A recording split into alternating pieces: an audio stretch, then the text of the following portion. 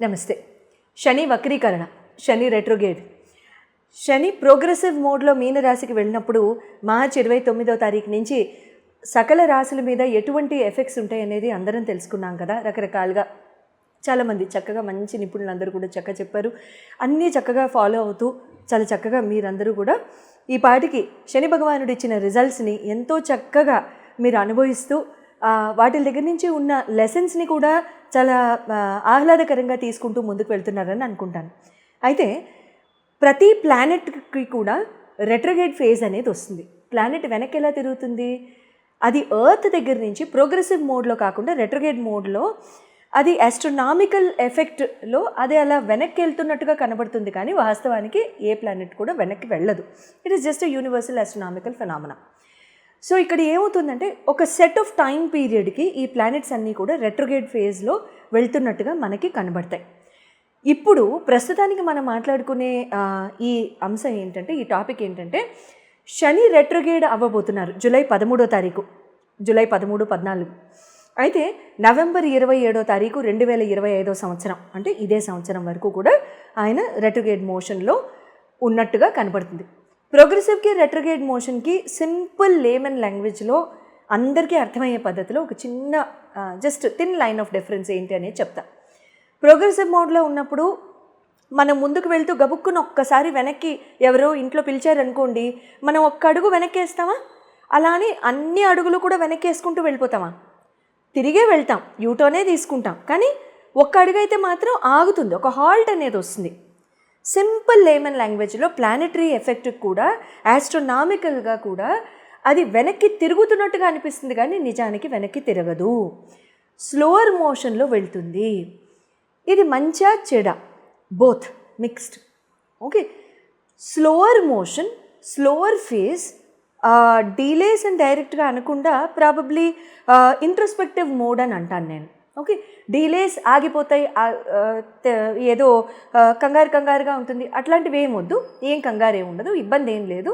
Okay, everything will have a solution, no problem. But the only thing is, ఇక్కడ ఏమవుతుందంటే కొంచెం అవ్వాల్సిన mode కంటే కూడా కాస్త నిదానంగా అవుతున్నట్టుగా అనిపిస్తూ ఉంటుంది. ఎవరెవరికి అలా అనిపిస్తుంది? ఏ రాశి వాళ్ళకన్నా అలా అనిపిస్తుంది? ప్రపంచంలో మొత్తానికి ఇలాగే ఉంటుందా? అవన్నీ కూడా మనం చక్కగా తెలుసుకుందాం. అయితే ఈ సాటర్న్ రెట్రోగేడ్ మోడ్లో ఉన్నప్పుడు ఈ జూలై 13 నుంచి కూడా ఈ మోడ్లో నవంబర్ 27 దాకా కూడా ఆయన అలా ఉన్నప్పుడు ఎలా ఉంటుందంటే ఇంట్రోస్పెక్షన్ అని చెప్పా. ఇంట్రోస్పెక్షన్ అంటే ఏంటి? ఎవరైనా సరే మెడిటేటివ్ ఫేజ్లో కానీ మెడిటేటివ్ మోడ్లో ఉన్న వాళ్ళకి ఇంట్రోస్పెక్షన్ అనేది జనరల్గా అర్థమవుతుంది. ఈ పదం నేను వాడింది అంటే అసలు మనం ఏంటి, మనకు కావాల్సినవి ఏంటి, మన కోరికలు ఏంటి, మన ఇచ్చ ఏంటి, మన కోరికలు ఏంటి, ఇవన్నీ కూడా తెలుసుకుంటూ ఉంటాం కదా. అసలు మనం ఏంటి, మన పర్సనాలిటీ అంటే ఏంటి, అవన్నీ తెలుసుకుంటాం. స్కూల్లో ప్రోగ్రెస్ రిపోర్ట్ ఇచ్చేవాళ్ళు కాదు, సేమ్ డిట్టో అంతే. మన గురించి ఇంకొకళ్ళు ఎవరో రాస్తారు, ఇక్కడ ఎవరో రాయకుండా మనమే రాసుకుంటాం అనమాట. సింపుల్ ఇంట్రోస్పెక్షన్ అంటే అంతే, పెద్దగా కన్ఫ్యూజన్ ఏం లే. తర్వాత రివ్యూస్ అంటే మనకి మనమే, మనం చేసే పనులు ఏంటి, అసలు మన ఆలోచన సరళి ఏంటి, మన ధోరణి ఏంటి. మనం ఒక్కొక్కసారి పెద్దవాళ్ళు ఇంట్లో కరెక్ట్ చేస్తూ ఉంటారు, అమ్మా ఇది తప్పు అంటారు, విన్నావా మన మంచికే, లేదా వేరే రకంగా ఉంటుంది. లేకపోతే మనకి మనమే కనుక చెప్పుకుని, లేదు ఈ పద్ధతి తప్పు, ఈనాళ్ళు ఇది ట్రై చేశాం కదా, ఇలా కాదు, మనం మొండితనం మానేయాలి, మనం ఈ ధోరణి కాదు వేరే ధోరణిలోకి వెళ్ళి చూద్దాం, ఇన్నాళ్ళు ఇది పనిచేసింది ఒక రకంగా, ఇంకో ధోరణి ఏమైనా పనిచేస్తుందేమో అనుకుంటే అప్పుడు ఆ పర్టిక్యులర్ ఆస్పెక్ట్లో కూడా మనం రివ్యూ కింద అది తీసుకోవచ్చు, మనల్ని మనమే రివ్యూ చేసుకోవడం. జనరల్ ఎఫెక్ట్స్ ఎలా ఉంటాయి అంటే సెల్ఫ్ రిఫ్లెక్షన్ అండ్ సెల్ఫ్ ఇవాల్యుయేషన్కి శని భగవానుడు సాటర్న్ ప్రతి ఒక్కళ్ళని కూడా గురి చేస్తారు. సింపుల్ అండి, self reflection and self evaluation. నువ్వేంటి, నువ్వు వచ్చిన పని ఏంటి, నువ్వు చేస్తుంది ఏంటి. ప్రతి సోల్ కూడా మన కర్మని మనం తీర్చుకోవడానికి వచ్చాం.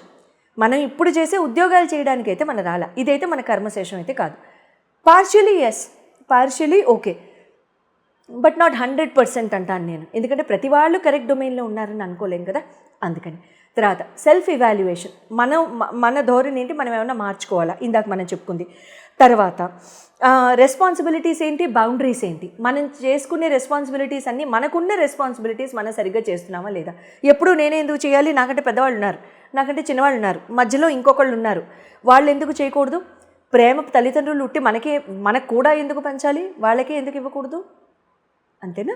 సో బంధాల్ని ప్రేమల్ని పంచుకునే అంటే అది వస్తున్నప్పుడు తీసుకునే తెలివితేటలు ఉన్నప్పుడు రెస్పాన్సిబిలిటీని కూడా ఇవ్వాలా వద్దా, ఎంత ఇవ్వాలి, ఎంత డోసేజ్లో ఇవ్వాలి అని మనం యాంటీబయాటిక్స్ వేసుకున్నట్టుగా దానికి మనం జడ్జ్మెంట్లు ఇవ్వకూడదు. ఎందుకంటే జడ్జ్మెంట్ ఇవ్వడానికి పైవాడు ఒకడు ఉన్నాడు, అదే సెల్ఫ్ ఇవాల్యుయేషన్. జడ్జ్మెంట్ ఇవ్వడానికి శని భగవానుడు కేతు భగవానుడు ఉన్నారు, వీళ్ళిద్దరిదే జడ్జ్మెంట్ కేటగిరీ. అవునా? అందుకనే తెలియని రోగాలు ఒక్కొక్కసారి వచ్చేస్తూ ఉంటాయి. ఎవ్వరూ అంతుపట్టలేకపోయారండి అని అంటారు. అర్థం ఏంటి? శనికేతువులు ఇద్దరూ చక్కగా వాళ్ళ పని వాళ్ళు చేస్తున్నారని అర్థం. అందుకని రెస్పాన్సిబిలిటీని పంచుకోవాలి. ఎంత మోతాదు, ఇంకా నేనే అంటారు కదా, కరువు కాలం వచ్చినప్పుడు ఎలా ప్రవర్తిస్తామో భోజనం చూసినప్పుడు అదే రకంగా రెస్పాన్సిబిలిటీ అనేది ఉన్నప్పుడు నాకే లాక్కుని చేసేసేయండి. అవతల వాళ్ళు రియలైజేషన్ ఇవ్వట్లేదు, పైవాడిస్తాడు, ఇబ్బంది లేదు. ఆయన ఇస్తే చాలు. పక్కవాళ్ళు చర్మంతో రక్త మాంసాలతో తిరిగే వాళ్ళు ఇవ్వాల్సిన అవసరం లేదు. నారాయణుడు ఉన్నాడు, ఆయన పని ఆయన చేసుకుంటాడు, ఇబ్బంది లేదు. తర్వాత గ్రోత్ అండ్ రెసిలియన్స్. గ్రోత్ ఇస్తారు శని భగవానుడు ఈ టైంలో. అన్ని రాసుల వారికి ఈ గ్రోత్ ఉంటుందని నేను అన్ను. కొంతమంది రాసులకు ఉంటుంది ఖచ్చితంగా, కొంతమందికి డిలేలు అవుతాయి. అది ఎవరికి డిలేలు అవుతాయి అనేది మన రాశి ఫలాలు చెప్పుకున్నప్పుడు మనం అందరం కలిసి చెప్పుకుందాం, సరేనా? తర్వాత రెసిలియన్స్ అనేది ఉంటుంది. ఏంటంటే స్ట్రాంగ్గా దేన్నైనా సరే తట్టుకునే తత్వం. తర్వాత దేన్నైనా సరే చాలా చక్కగా, అంటే మంచికి మంచి, చెడుకు చెడు, నీటికి నీరు, పాలకి పాలు, హంసల్లాగా చక్కగా తీసేసే ఆ తత్వాన్ని శని భగవానుడు మనకి నేర్పిస్తారు. కానీ శని యొక్క తత్వం ఒకటే, చెవులతో చక్కగా వినాలని అంటారు ఆయన. మాట తగ్గించి చెవులతో కనుక చాలా జాగ్రత్తగా, అంటే చెవులతో వెనక ఇంక దేంతో వింటాం అమ్మాయి అని అంటారేమో, కరెక్టే, కానీ ఎంతమంది వింటున్నాం మనం, అది ఆలోచించవలసిన విషయం. కాబట్టి ఎంతవరకు మాట తగ్గించుకొని చాలా చక్కగా మనం మాట వెనికిడి శక్తిని మనం పెంపొందింప చేసుకుని వెంటనే రియాక్షన్లు ఇచ్చేయకుండా చక్కగా మనం రెస్పాన్సివ్గా బిహేవ్ చేసుకుంటూ ముందుకు వెళ్ళిపోతే శని భగవానుడు ఇచ్చే రిజల్ట్స్ ఇస్తారు.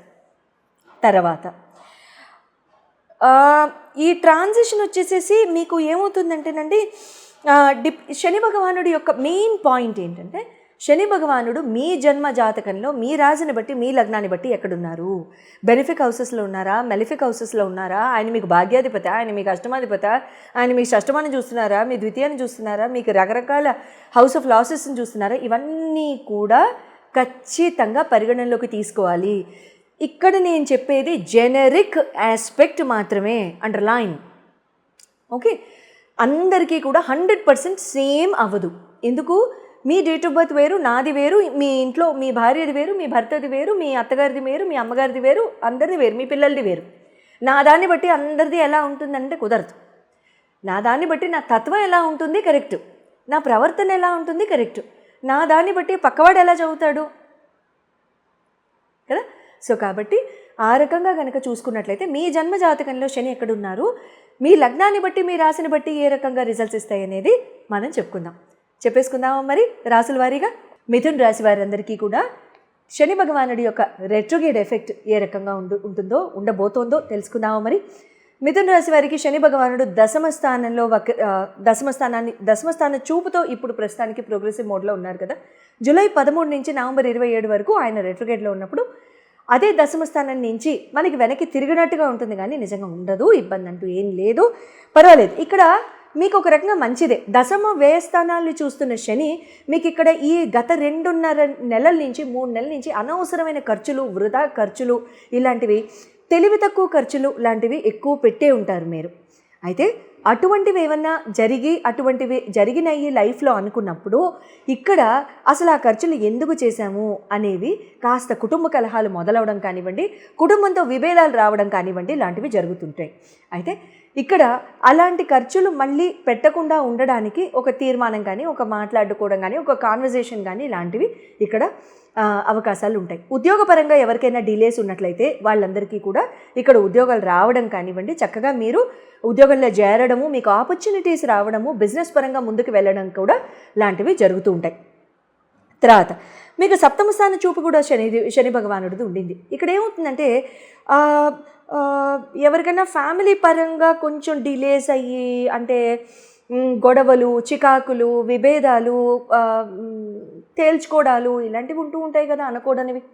ఇలాంటివి కనుక మీకు జరిగి ఉంటే కనుక ఇక్కడ చాలా వరకు పెద్దవాళ్ళ ఇంటర్ఫియరెన్స్తో మీరు అవి తీర్చుకుని ఉంటారు అని నేను భావిస్తున్నాను. లేదు అవి తీర్చుకోలేదు అనుకుంటే కనుక అటువంటి పరిస్థితుల్లో ఈ టైంలో మాత్రం తీర్చుకోవడానికి ట్రై చేయొద్దు. నవంబర్ 28 ఆల్మోస్ట్ 29 నుంచి ఆల్మోస్ట్ మీకు ఒక 28వ తారీఖు నుంచి మీకు ఒక స్పీడ్ అందుకుంటుంది లైఫ్. జనరల్గా ఏమవుతుందంటే రెట్రోగ్రేడ్ నుంచి ప్రోగ్రెసివ్ మోడ్లో వెళ్ళే ప్లానెట్ ఎప్పుడు కూడా స్పిన్నింగ్ యాక్షన్లో వెళ్తుంది. This is an astronomical phenomena. Spinning యాక్షన్లో వెళ్ళినప్పుడు అది జిగ్జాగ్ మోషన్లో స్పిన్నింగ్ యాక్షన్లో వెళ్ళిపోతానికి చాలా స్పీడ్గా వెళ్తుంది. అందుకని రెట్రో నుంచి ప్రోగ్రెసివ్ మోడ్లో వెళ్ళిన శని చాలా ఫాస్ట్ రిజల్ట్స్ ఇస్తారని చెప్పుకుంటాం. ఆ రోజు చూస్తారు.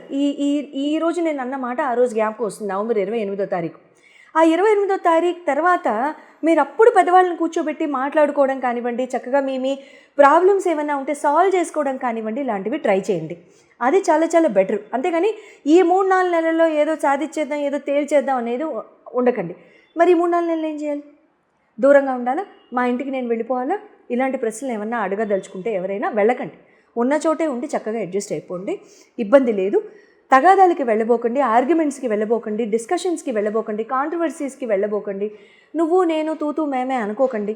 ఇలాంటివి అనుకోకుండా చాలా చక్కగా నిదానంగా నారాయణుని బాగా ఓర్పు ఇవ్వాలని మనస్ఫూర్తిగా కోరుకుని చాలా చక్కగా ముందుకు వెళ్తూ హాయిగా మీ లైఫ్స్ని చక్కగా తీర్చిదిద్దుకోవచ్చు. ఉద్యోగాల్లో ఎవరైనా సరే డీలేస్ ఉండి ఇప్పటిదాకా రాని వాళ్ళు స్పీడప్ చేసుకోవచ్చా? మేము ఆనందంగా చేసుకోవచ్చు. ఇప్పుడు అప్లై చేసుకోవచ్చా? చేసుకోవచ్చు. ఏ డేట్స్లో చేసుకోవాలి? అది మీ చార్ట్స్ని బట్టి ఉంటుంది, మీ జన్మజాతకాలని బట్టి ఉంటుంది. మీ జన్మజాతకాల్లో శని ఎక్కడ ఉన్నారు, ఆయన అసలు ఈ టైంలో మీ దశల్లో ఉన్నారా, అసలు మీ లగ్నానికి రాశికి కూడా ఈ రెట్రోగ్రేడ్ మీకు ఎలా వర్తిస్తుంది?